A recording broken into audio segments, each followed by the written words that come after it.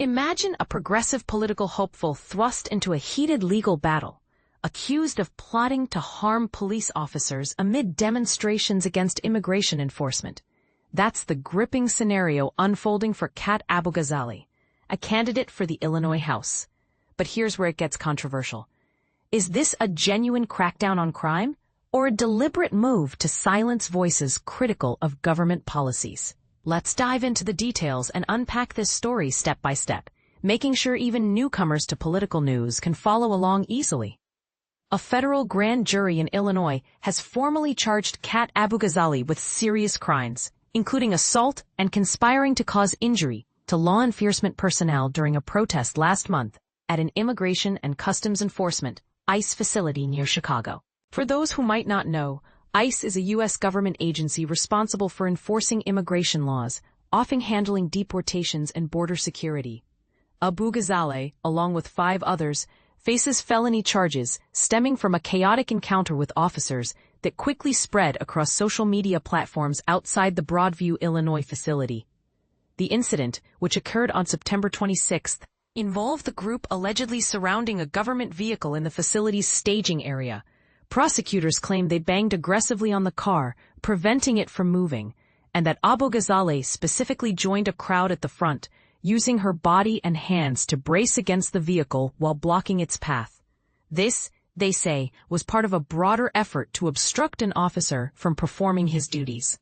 It's worth noting that such actions can turn a peaceful protest into something legally fraught, as hindering a law enforcement vehicle could endanger lives or disrupt essential operations. Think of it like blocking an emergency vehicle's route during a crisis. Abughazaleh, a 26-year-old journalist turned politician, responded to the indictment on social media with a defiant video declaring her innocence and framing the charges as an assault on fundamental rights.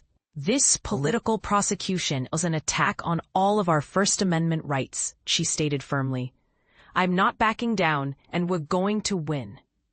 For beginners in constitutional law, the First Amendment protects freedom of speech, assembly, and petition, allowing citizens to protest government actions without fear.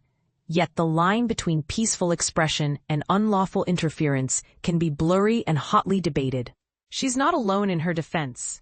Other individuals named in the indictment, including Catherine Sharp, a contender for a Cook County board seat, and Brian Straw, running for Oak Park Village trustee, have echoed similar sentiments. Sharp expressed confidence that a jury would recognize the charges as an attempt by the Trump administration to intimidate protesters and suppress their constitutional freedoms. Straw, meanwhile, vowed to challenge what he calls baseless charges, explaining his participation in the protest was driven by concerns over ICE's treatment of immigrants. He painted a vivid picture of the human toll: children restrained with zip ties and loaded into vans, mothers separated from their families en route to school, and communities living in fear of attending church or heading to work. The Trump Justice Department's decision to seemingly handpick public officials like me for standing up against these inhumane policies will not deter me from fulfilling my oath of office, Straw asserted in a public statement. The indictment, filed on October 23 and made public on Wednesday, sets an initial court appearance and arraignment for November 5. The Department of Justice, DOJ, described the defendants as part of a larger group that intentionally encircled a government vehicle to block and impede a federal agent heading to the Broadview ICE facility. In their official press release, the DOJ detailed how the crowd positioned themselves in front of and alongside the car, pounding on it and the windows, pushing against it to halt its progress. The vehicle sustained damage, including a broken side mirror, a snapped rear windshield wiper, and a derogatory etching, specifically the word pig, scratched into the body. Interestingly, the indictment doesn't pinpoint who exactly carved the message, leaving room for interpretation about whether this was an isolated act of vandalism within the group. U.S. Attorney Andrew Boutros for the Northern District of Illinois emphasized the importance of protecting federal officials from force, intimidation, or threats. All federal officials must be able to discharge the duties of their office without confronting force, intimidation, or threats, he said.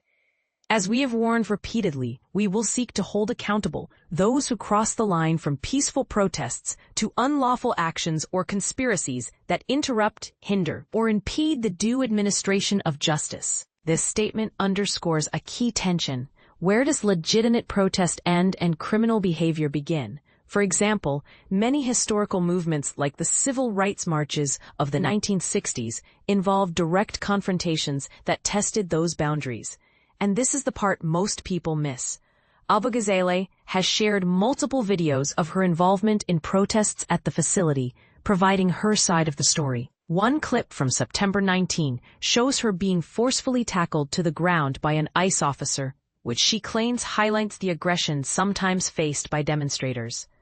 Another video from September 26, the exact date of the charged incident, depicts a group of protesters in a crosswalk, with Abughazaleh narrating how an ICE agent tried to run dozens of protesters over with an SUV as we walked on a public crosswalk. She described the agent driving a full football field's length before ICE personnel deployed pepper balls to disperse the crowd.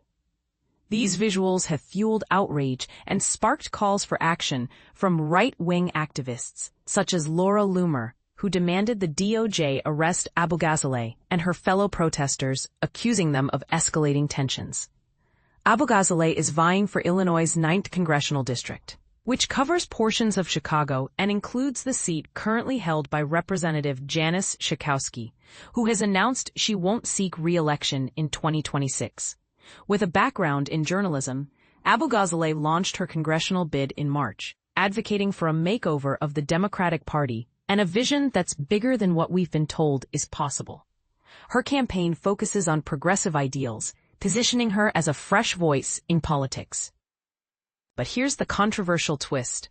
Some argue these charges are a targeted effort to undermine progressive activism, while others see them as necessary enforcement against potential violence.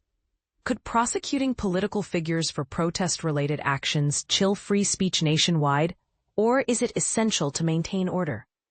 Do you believe Abughazaleh's videos show justified resistance, or do they cross into dangerous territory? Is this indictment a fair application of justice, or a tool to suppress dissent? Share your opinions in the comments. Let's discuss.